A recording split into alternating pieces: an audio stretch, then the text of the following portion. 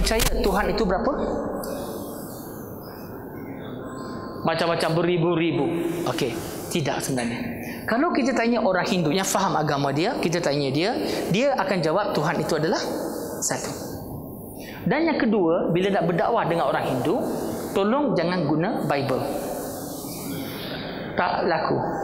Orang Hindu dia ada kitab suci dia sendiri. Kitab suci dia banyak. Yang paling suci bagi dia adalah kitab Veda.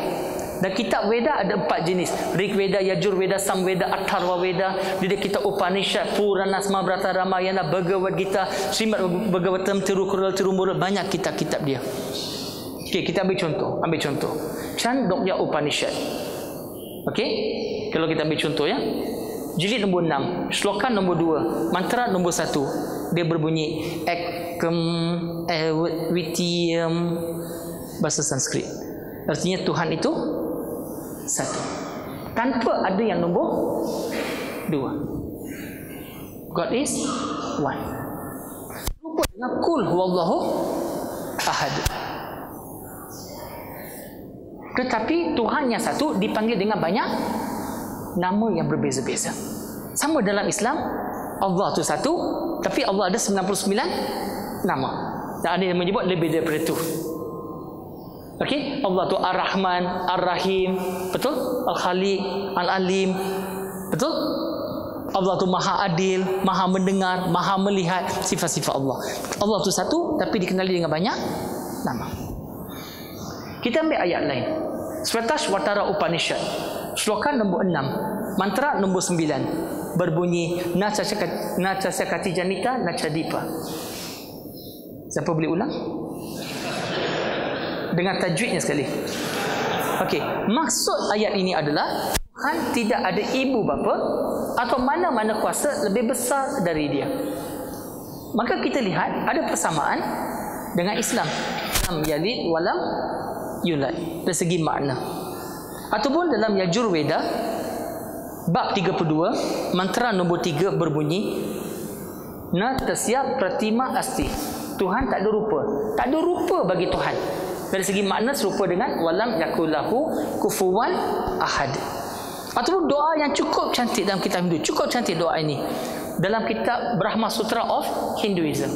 Ekam Braham Vitya Nasti Nina Nasti Kinchan. Bhagwan Eki He Dusra Nahi He Nahi Jara Binahi. Yang bermaksud Tuhan itu satu. Tidak ada Tuhan yang lain. Tidak sama sekali tak ada. Dari segi makna serupa dengan La ilaha illallah. So nampak kita cari persamaan, bukan fokus kepada perbezaan. Cari persamaan. Dengan Kristian pun sama juga. Ada banyak lagi persamaan lain, tapi kita fokus pada persamaan. Sekarang nak berdakwah pada orang Cina. Orang Cina sekelintir ada yang masuk Islam, ada yang masuk Kristian. Tapi yang kita cakap orang Cina yang umum, yang biasa. Bila kita tanya orang Cina apa agama awak, dia biasa jawab agama dia agama Buddha. Tapi sebenarnya kalau di Malaysia umumnya orang Cina apa yang dia amal dicampur agama Buddha dicampur dengan Taoism, campur dengan Confucianism. Diambil sikit-sikit. Maka kita dalam nak berdakwah kena tahu apa ajaran dalam agama Buddha. Siapa dia Siddhartha Gautama Buddha? Apa latar belakang dia? Apa ajaran dia? 4 kebenaran. 4 noble truth. Dukkha, Samudaya, Nirodha, Magga. Apa tu 8-fold path? Jalan 8 lapis. Right view, right thought, right speech, right conduct, right livelihood, right effort, right mindfulness, right concentration. Apa artinya mencapai nirwana bagi orang Buddha? Dan kemudian kita kaitkan dengan apa Islam ajar. Dan kita akan lihat ada banyak persamaan di situ. Dan kalau kita lihat dalam ajaran Taoism, siapa pengasasnya? Lao Tse. Apa kitabnya? Tao Te Ching. Apa yang dimasukkan dengan konsep Yin dan Yang? Kita lihat apakah falsafah yang dibawa oleh Confucius atau nama dia adalah Kungfuzi, Master Kung. Apa tu filial piety bagi orang yang beramal dengan Kungfuzi tadi? Dan apa ajaran-ajaran yang dibawa dan di mana persamaan dengan agama Islam. So bila kita cerita persamaan yang ada dalam Islam, daripada pengalaman saya, ramai non-Muslim sebenarnya tak tahu Islam tu apa. Islam yang mereka dengar daripada media, daripada surat khabar, daripada berita, daripada majalah, daripada internet dan sebagainya. Dan laporan-laporan tu adalah laporan-laporan yang tidak betul tentang Islam, ataupun separuh betul yang tentang Islam. Laporan cara selektif, cara bias. Jadi mereka pun ada perasaan takut dengan Islam, perasaan benci dengan Islam, ataupun kita sebut Islamofobia. Dan kita tak boleh salahkan mereka semata-mata. Sebab di mana perginya orang Islam untuk membetulkan salah faham tadi? Kita kadang-kadang tak buat kerja, tetapi suka menyalahkan orang lain. Apa yang telah kita lakukan untuk membetulkan salah faham? Apa yang telah kita betulkan untuk menyampaikan dakwah kepada non-Muslim? Okey. Tetapi hari ini ada juga orang yang tak ada agama kan? Atheist, agnostik, betul? Apakah beza antara atheist dengan agnostik? Tahu ke? Tak pasti. Okey, perbezaan pertama antara atheist dengan agnostik adalah dari segi ejaan. Okey, itu tak payah salin nota. Itu gurau je, gurau. Okey, kalau sebut atheist, artinya dia percaya Tuhan tidak wujud. There is no God. Itu atheist. Kalau agnostik, dia tak pasti Tuhan ada atau tak ada, atau mungkin ada satu kuasa dan sebagainya. Dia lebih macam free thinker. Itu adalah agnostik. Orang ateis dengan agnostik, walaupun tak ada agama, kebiasaan mereka ada kitab dia. Apa kitab dia? Sains dan logik. Kebiasaan. Maka kalau saya jumpa ateis, saya jumpa agnostik, saya akan guna sains dan logik. Dalam program saya, kadang-kadang ada ateis. So bila dia kata dia ateis, saya akan pergi jumpa dia, saya kata, tahniah, congratulations. Bukan dia, contoh. Dia pun akan rasa terkejut kenapa saya cakap tahniah. Saya akan cakap dengan dia, awak sebenarnya sudah separuh Islam tu. Dia kata, mana ada? Sudah. Awak dah sebut syahadah separuh jalan. Dia kata tak ada. Saya kata ada. Sebab syahadah dalam Islam adalah la ilaha illallah, yang bermaksud tidak ada Tuhan melainkan Allah.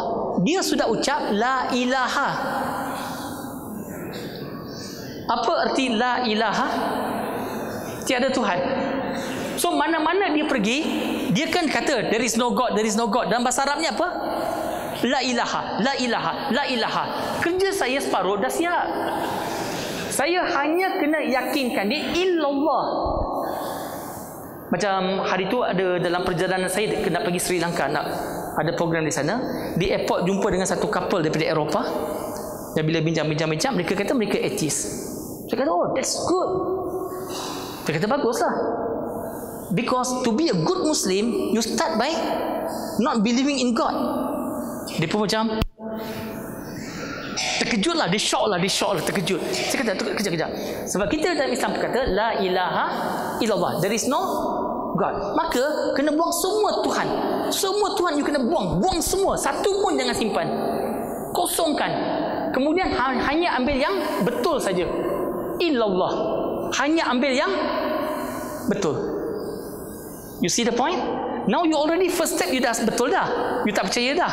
So sekarang ni you just ambil yang betul, you masukkan. Dan kita boleh bincang melalui sains dan logik. Dan ini membawa perbincangan tentang evolution theory, general theory of relativity by Einstein, special theory of relativity, a study of photons of electromagnetic radiation, di mana ia membuktikan kewujudan Tuhan, intelligent design, ataupun Quran dan sains. Saya bagi contoh boleh? Quran dan sains. Al-Quran diwahyu kepada Nabi Muhammad SAW lebih kurang 1400 tahun yang lalu. Zaman itu ada tak kemajuan sains? 1400 tahun lalu? Tak ada. Peralatan canggun tidak wujud. Tahu tak canggun itu apa? Canggih dan anggun. Kita sebut canggun. Tahu kenapa saya guna perkataan canggun? Ini ceramah saya kan? Suka hati saya nak guna perkataan apa? Okey. Zaman itu tidak ada peralatan canggun.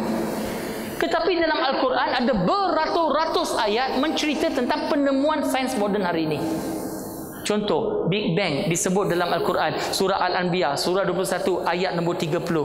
Ataupun matahari dan bulan beredar pada orbitnya, surah Yasin, surah 36 ayat nombor 40. Matahari berputar pada paksinya, surah Al-Anbiya, surah 21 ayat nombor 33. Bumi kita adalah bulat, diberikan gambaran dalam surah Az-Zumar, surah 39 ayat 5, surah Luqman, surah 31 ayat 29, surah Naziat, surah 79 ayat nombor 30. Gunung Ganang menstabilkan bumi kita, surah Al-Anbiya, surah 21 ayat nombor 31. Gunung Ganang disebut sebagai pasak dalam Al-Quran, surah Naba 8 ayat 6 hingga 7. Cap jari kita tak ada yang sama, surah Kiamat, surah 75 ayat 3 hingga 4. Kulit kita ada deri rasa sakit, surah Nisa, surah 4 ayat nombor 56. Embryologi, janin dalam perut ibu, surah Mukminun, surah 23 ayat nombor 14. Dua lautan yang bertemu tetapi tidak boleh bercampur, surah Ar-Rahman, surah 55 ayat 19 dan 20. Satu boleh kita tambah. Macam-macam ayat dalam Al-Quran kita boleh tambah tentang sains moden. Dan kita tanya pada dia, bagaimana mungkin Al-Quran menyebut begitu banyak ayat berkaitan dengan sains moden 1400 tahun yang lalu? Sebab zaman itu belum ada kanta, mikroskop tak ada, teleskop tak ada. Mungkinkah Nabi Muhammad sallallahu alaihi wasallam, baginda sendiri yang mengarang Al-Quran tu, pandai-pandai sendiri boleh buat ayat Al-Quran? Boleh ke? Tak mungkin.